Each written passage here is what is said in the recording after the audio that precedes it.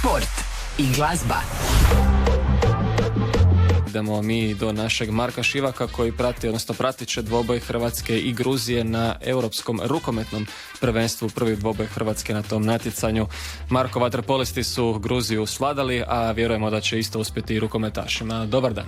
Apsolutno, sve osim toga bilo bi, pa nećemo reći prvoklasno iznenađenje, već najveći flop ovog prvenstva koje još u povojima na neki način krenulo je sve prije 2 dana i završit će prvog dana mjeseca veljačem finalom u Herningu, Jyske Bank Boksenu u Malmö areni koja se polako puni, ima i hrvatskih očekivano naravno navijača, ali itekako će biti puna arena za onaj drugi dvoboj ove večeri između Švedske i Nizozemske. Ide Cokverbadze, njegov prvi udarac, ali na mjestu je bio Dominik Kuzmanović koji je prvo skinuo njegov šut iz daljine, onda i pokušaj iz blizine Kabilašvilija i to su dvije vezane obrane našeg vratara, a možemo zaista biti zadovoljni, odnosno isprika Arsena Švili je pokupio tu odbijenu loptu, pa onda pokušao sa 6 metara savladati Dominika Kuzmanovića koji je rekao nećete u prvom napadu Gruzijci zabiti reprezentaciji Hrvatske i možda je to bila i jedina prigoda u ovoj utakmici za vodstvo Gruzijcima, ali vidjet ćemo kako će se u njoj snaći. Dobar prolazak našeg kapetana Ivana Martinovića i prvi njegov gol. Hrvatska vodi 1-0 u Malmeu protiv reprezentacije Gruzije, a evo i dobrog napada Gruzina koji su odigrali jedan cepelin i preko Kalandadzea uspjeli izjednačiti na 1:1, pa smo onda promašili naš napad i evo Gruzija koja će me demantirati imati novu prigodu za vodstvo protiv Hrvatske, ali će promašiti cijeli gol Kiblašvili i na suprotnoj strani Zvone Srna će otvoriti ovu utakmicu s goditkom u 4. minuti dvoboja. 2:1 prednost je hrvatske rukometne reprezentacije. Kažem, za ovaj današnji dvoboj vrlo vjerojatno nešto iskrivamo. Nismo skidali Slavića, Raužana, Pavlovića i Češka.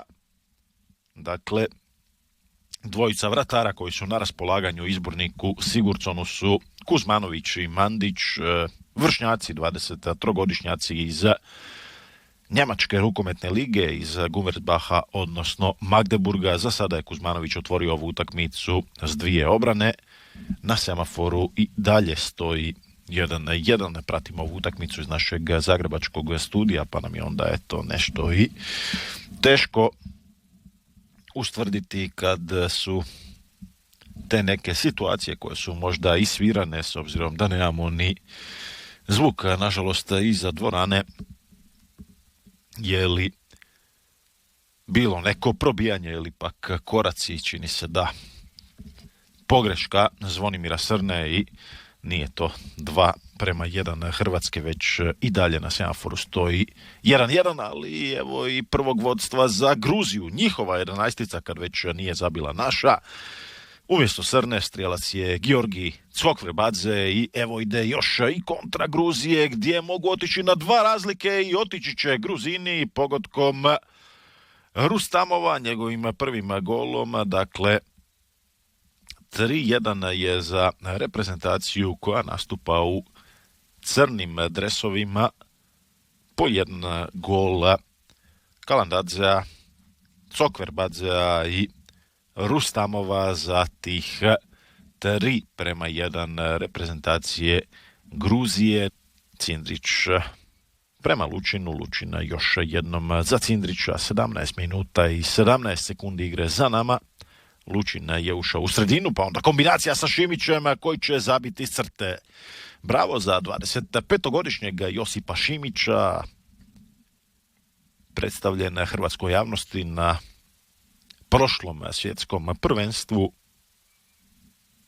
gdje je dobio minutažu, vrlo ju dobro iskoristio i na taj način i dalje se nalazi u planovima izbornika Sigurdsona za sve ono što nam slijedi, a ovo je u stvari samo početak na neki način onog ciklusa Los Angeles 2028. godine. 6 Hrvatska, 11 Gruzija. Još jednom smo se obranili, barem smo se tako nadali, međutim suci kažu da je tamo bilo prekršaja nad Lapijašvilijem i to je deveterac za reprezentaciju Gruzije. Nažalost, suci su mi u potpunosti izvan kadra, ali dojma sam da imaju podignute ruke upravo tako kad ušeću kadar. S obzirom da pratimo ovo sve skupa iz našeg zagrebačkog studija, onda možemo vidjeti njihovu uzdignutu ruku. Sve to skupa s tribine u društvu Ivice Maraša prati naš dojučerašnji kapetan Domagoj Duvnjak. Završena je njegova doista dugačka era u dresu hrvatske rukometne reprezentacije. U međuvremenu idu Gruzici još jednom preko Skokar Badzea na plus 6 nakon 11:5 sada vode i s 12:6 117,1 km na sat je fjuknula ova lopta zrakom, ocila u gornjem desnom kutu. Dobra obrana sada Mandića, pravovremeno istrčao pa ga je pogodio tamo u prsa pivot Gruzije Lapijašvilija. Iza kontre je poentirao Mario Šoštarić, treći njegov gol, 8. hrvatski, plus 4 je za naše večerašnje protivnike na startu Eura 2026. Moramo izraziti žaljenje što je Hrvatska poprilično loše otvorila ovo europsko prvenstvo, međutim nekako smo dojma kako se poluvrijeme bliži kraju da se stvari sve više dovode na svoje mjesto i nadamo se da ćemo u takvom ritmu nastaviti. 2 put smo potonuli na 6 golova za ostatka, 11:5 i 12:6.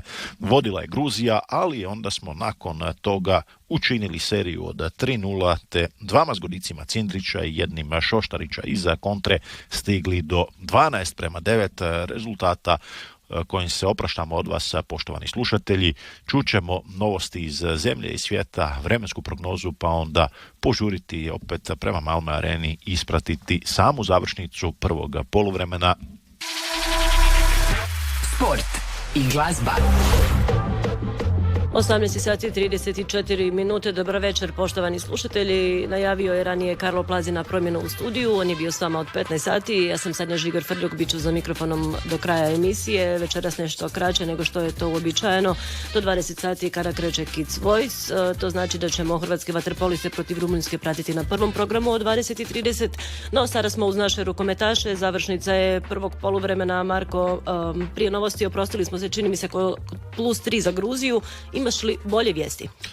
13:13 je, vodili smo 1:0, pa onda ponovo u 28. minuti 13:12 Lučinovim zgoditkom, međutim isključen je bio i Josip Šimić, odnosno još uvijek je isključen i 16 sekundi nam treba do kompletiranja momčadi. Igramo bez vratara, a tamo će žuti karton dobiti netko od Gruzina na klupi. Riječ je o pomoćnom treneru Šoti Tevadzeu i Gruzija se brani, Hrvatska napada. Imamo 13:13, kažem još 10 sekundi ostalo je do povratka isključenog Šimića ili pak na gol Matea Mandića. Načinović je bio u šansi za udarac sa 6 metara, svirana obrana iza prostora, dakle sedmerac za hrvatsku reprezentaciju. Do sada je to uspješno izvodio Mario Šoštarić, doduše samo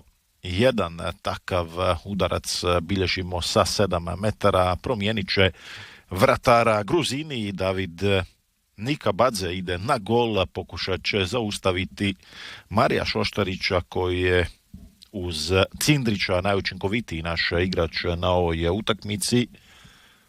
Evo novog njegovog zgoditka, sada ima 4 gola na svome kontu, a ostaje na 3 Cindrić.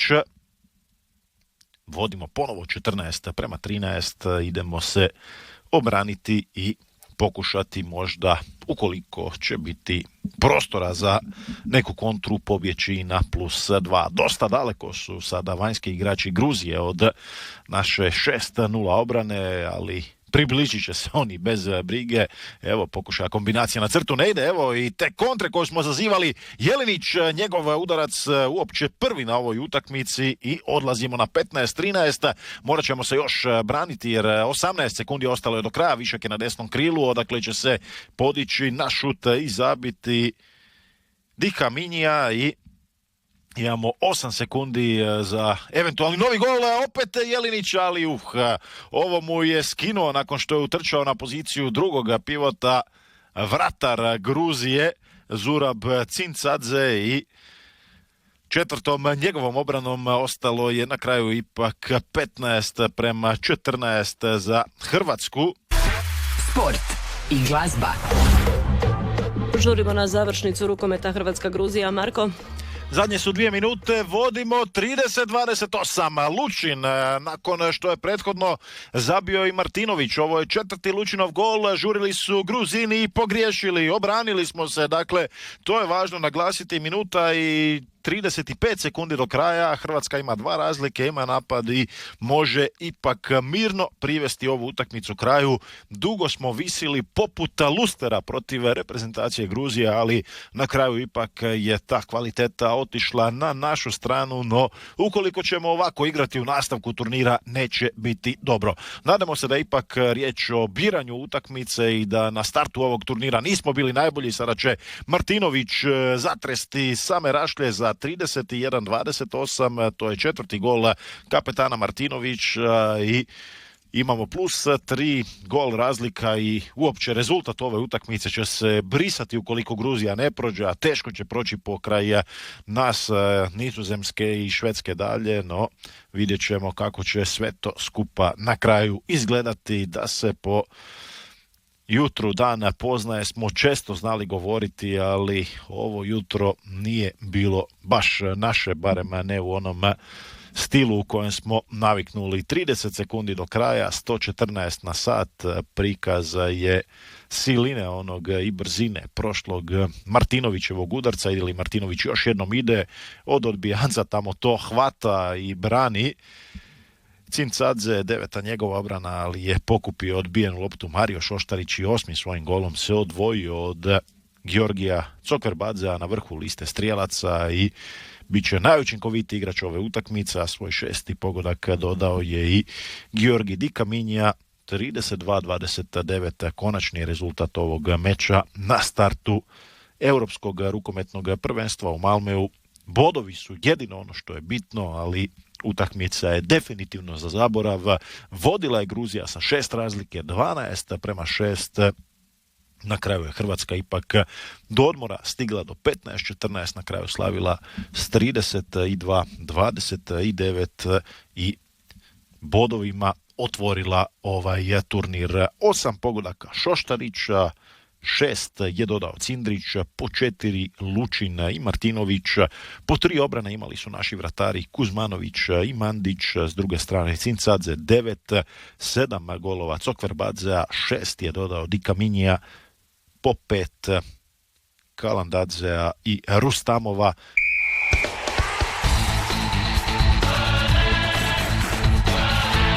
Sport. Hrvatski rukometaši pobjedili su Gruziju 32-29 u Malmeu na otvaranju Europskog prvenstva. Marko Šivak. Teže od očekivanog Hrvatska je izborila bodove protiv Gruzije koja je povela 12-6 sredinom prvog poluvremena. Ipak do odmora naša reprezentacija serijom 9-2 stigla do prednosti. Početkom nastavka poveli smo 18-15, no Gruzini su iskoristili naš novi pad u napadu i preokrenuli na 21-20 u svoju korist. U 50. i 55. minuti dok se lomio rezultat, Šoštarić i Lučin nisu uspjeli realizirati sedmerce, no unatoč tomu i nepromišljenom isključenju Srne u završnici uspjeli smo pobijediti 32-29 zahvaljujući neiskustvu i žurbi Gruzije. Najučinkovitiji igrač utakmice bio je Šoštarić s 8 golova, Kuzmanović i Mandić imali su po 3 obrane. Cokverbadze je zabio 7 za Gruziju, a vratar Cincadze obranio je 9 udaraca.